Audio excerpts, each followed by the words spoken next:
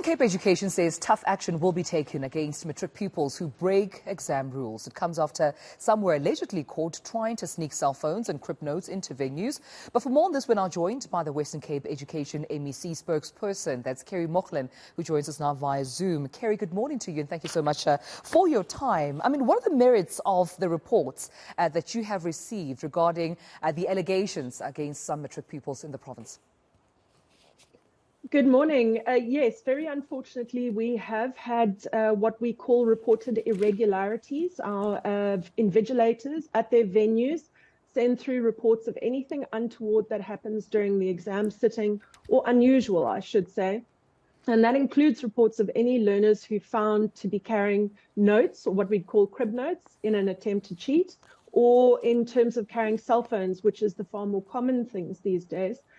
We have about 14 reports so far, 8 of bringing phones in and 6 of bringing notes in.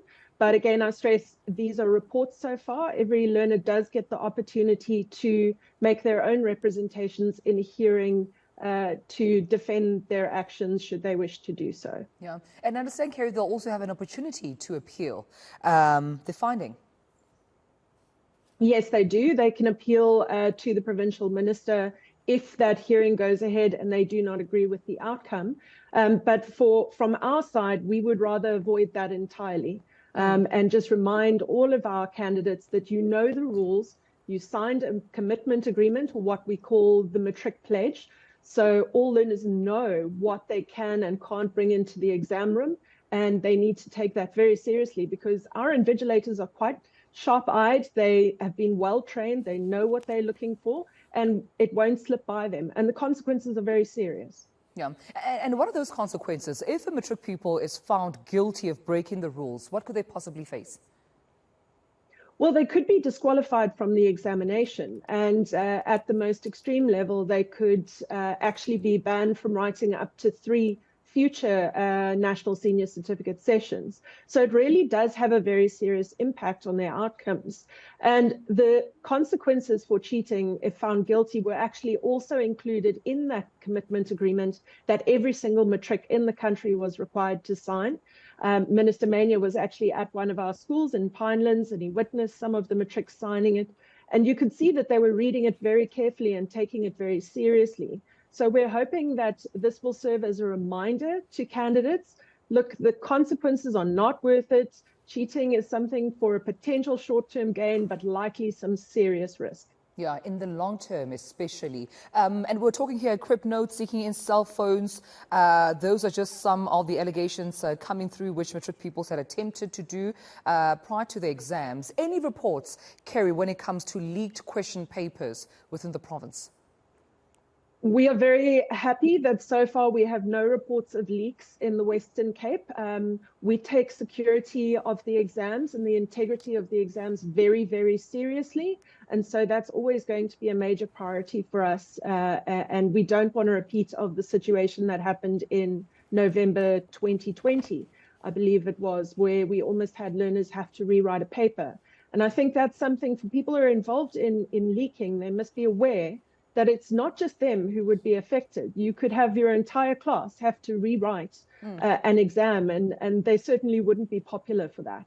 Yeah, and I want to talk about the candidates. I mean, there are almost 74,000 Western Cape candidates right now writing for the exams in approximately 478 exam centres, I think. Are there enough invigilators for all these exam centres, for all, the 74,000 matric pupils? And what training do they also have so not to coerce and work alongside cheating students and ensure that the monitoring and evaluation process is thorough? So we have about 1,000, just under 1,900 invigilators. And obviously we also have, your schools involved in the administration. So it's all very carefully managed at the school level. And our invigilators and our markers were trained back in October. Our markers are also very highly qualified. There are strict requirements to become a marker. And so all of those matters are set in place way before the exam starts and carefully monitored. We've got our monitors going from school to school on a daily basis. So we are keeping a close eye. All right. And of course, you gave a very stern warning, to matric pupils leading up to the remainder of the exams. What would your encouragement to them be as well? Besides obviously obeying the rules, Gareth and I were just talking about how much the class of 2022 was in grade 10 when COVID started. So the temptation to cheating right now may be high. They may feel like they've fallen back behind. Maybe some of them haven't received the support that they think they needed to go through the pandemic as well as their preparation. But what's your advice right now? And I suppose even appealing to their emotions, if there is a temptation whatsoever to actually resort to cheating? Well, I think they should know that cheating is never going to be worth it. But I think also we have been quite serious about psychosocial support this year. We put a lot of effort into it, that preparation during the districts.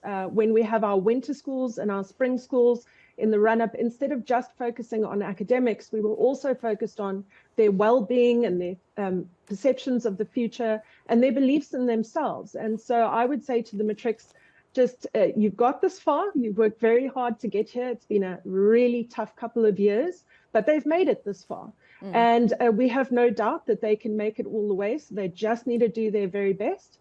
And we look forward to celebrating with them in January. And that's encouraging, coming from, of course, the Western Cape Education MEC spokesperson, Kerry Mauchline. Thank you so much for your time. This morning, of course, reports coming in that allegedly 14 reports involving cell phones, crib notes, and some matric pupils attempting to cheat had been monitored. But that report being given to the Western Cape Basic Education Department. They're conducting investigations. And, of course, any matric pupil found guilty will face dire consequences. You could miss up to 3 exams moving forward. So, of course, we'll keep in touch with that outlook nationally to see, of course, how matric exams are going.